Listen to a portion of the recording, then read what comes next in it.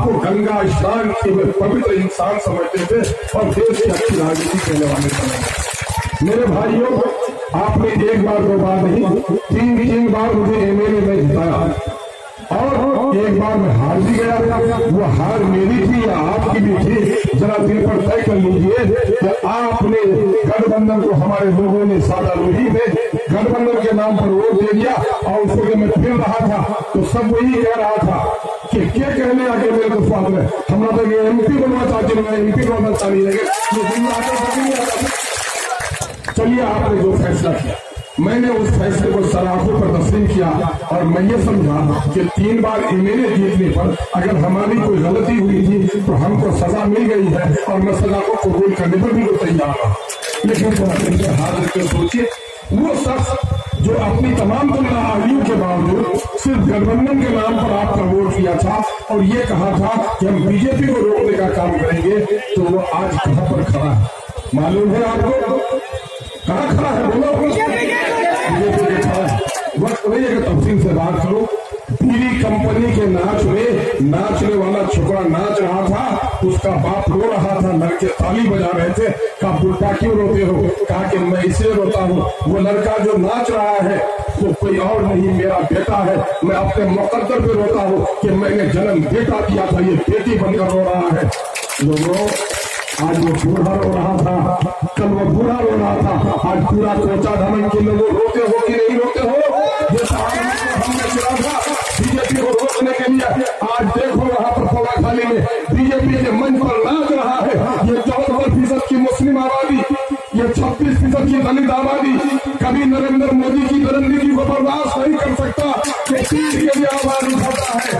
यकीनन गुजरात के कत्ल की हिमायत करता है, यकीनन के अफराज के कत्ल की हिमायत करता है, यकीनन के वो अखबार की कत्ल की हिमायत करता है, यकीनन है कि वो छापे जुले की दाढ़ी और टोपी के नाम पर तो उसका कत्ल किया, उसकी हिमायत करता है। क्या आप उसकी हिमायत करने के तैयार है? नहीं है, नहीं है। तो ये बात तय कर लीजिए कि नफरत की तीर लेकर अगर कोई बस्ती में आएगा तो उनसे पूछोगे कि ऐ गद्दार, ऐ नीतीश गद्दार, तूने कहा था कि मर जाऊंगा, मिट जाऊंगा, मैं बीजेपी में नहीं जाऊंगा, तूने उल्टी चाटने का काम किया है। जानवर भी उल्टी नहीं चाटता, सिर्फ छोटे कद का एक बकरी के साइज का जानवर उल्टी चाटता है। क्या नाम है उसका? हाँ, आप जानिए उसका नाम। वो उल्टी चाटने वाला हमारा कभी नेता नहीं बन सकता और उल्टी चाटने वाला का नुमाइंदा भी कभी आपका नेता नहीं बन सकता। तो उसकी बात ये सुन लो कि इस वक्त कांग्रेस का नुमाइंदा आया है। हमारे मौलाना 4 बार इलेक्शन लड़े थे और कहाँ जा रहे थे। जब हार गए थे मौलाना, हम लोग घर पे रो रहे थे तो मौलाना ने आकर कहा, बेटा रोते क्यों हो? हारने वाला जीतता है, जीतने वाला रोता है। मौलाना को 4 बार इलेक्शन के हारने का गम नहीं था, लेकिन पिछले बार मैंने टिकट को लात मारी। लात क्यों मारी थी? गांव की बदचलन औरत जिसको तलाक हो जाती है, लेकिन तलाक के बाद भी कभी छुप छुप कर अपने साबिक शौहर से मिलता रहता है। ठीक उसी तरह नीतीश कुमार ने जब ये बीजेपी से उनकी तलाक हुई, मुझको टिकट दिया, लेकिन टिकट देकर बीजेपी वालों से छुप छुप कर मिलना शुरू किया उसने, तो मैंने उसको 3 तलाक दे दी थी 15 दिन के अंदर। नीतीश कुमार बड़ा अच्छा है और 20 महीने के बाद लालू ने भी तलाक दी कि नहीं? तो उस बदचलनी की वजह से हमने उसको तलाक दी और मौलाना को हमने जिताया। आप सबने वोट देकर जिताया, हमने कुर्बानी देकर जिताई थी कि नहीं जिताई थी? हमने कुर्बानी देकर जिताई थी। किससे जिताई थी? कि हमारे मौलाना जाकर पार्लियामेंट में हमारी आवाज उठाएंगे, गयूर नौजवानों, ताज की पेशानी हो या लाल किला की फसील या कुतुब मीनार का तकद्दुस, ये हमने दिया है। हमने इस मुल्क को आजाद करने के लिए हमारे उलमा ने लाखों की तादाद में शहादत दी है, लेकिन हमें उस बात का गम नहीं है। लेकिन जब हमारी ईमान पर आ जाता है तो हम अपने गर्दनों की भी परवाह नहीं करते। शरीयत के खिलाफ जब तलाक होने की पेशी हुई, नौजवानों, एमआईएम के नौजवानों, अब ताली नहीं बजाना है, अब सलाम नहीं करना है, ताली नहीं तमाचा मारो। दिल्ली के गाल में तमाचा मारो। सलाम हमने बहुत किया, अब सलाम नहीं, तुमको तमाचा मरवाने के लिए तैयार करने के लिए आए हैं। क्या हुआ? तलाक की बिल की पेशी हुई, हजरत मौलाना उसके खिलाफ बोलना चाहते थे, 543 लोगों ने तफक्कुर फिद्दीन शरीयत की जानकारी मौलाना को थी, लेकिन मौलाना का वीडियो क्लिप है।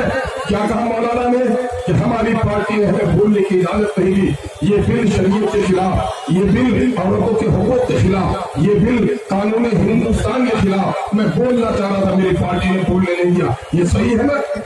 तो क्या जिस शख्स ने, जिस पार्टी ने मेरे वोट से बने हुए मेरे लीडर को, मेरे आलिम दीन को, गरीब रहमत करे अल्लाह हजरत मौलाना असद काफी साहब को, उनके आंसू की कसम, क्या अगर मेरे आलिम दीन को जिस पार्टी ने पार्लियामेंट में बोलने नहीं दिया, लोगों उस पार्लियामेंट में चौधरी था कांग्रेस का लीडर, आज यहाँ का चौधरी, बरबट्टा का चौधरी, अपनी बस्ती के चौधरी, अपने गांव का पार्लियामेंट आपका पार्लियामेंट है।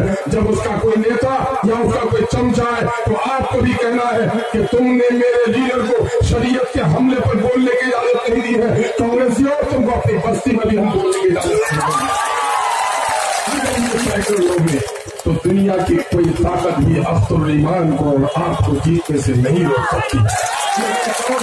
अच्छा बोलवा रहे हो साथ, और आप बोलने हमारा वोट तो पता दूं तो आपके बहुत सारे सादे लोग वो भाग जाएंगे। अब उनके पास कोई ताकत नहीं बची है। ऐसा यूर और माकराम सुन लीजिए, इस पैगाम को दूर तक भी पहुंचाइए। मौलाना हजरत उबैदुल्लाह खान आजमी साहब ने मेरे इलेक्शन के मौके से कहा था, ए नादान मुसलमानों, तुम इस बात पर लड़ते हो कि तारीमा सीने पर बांधोगे कि नाक के नीचे बांधोगे, तुम्हारी गर्दन बचेगी तब तो तू तारीमा बांधेगा।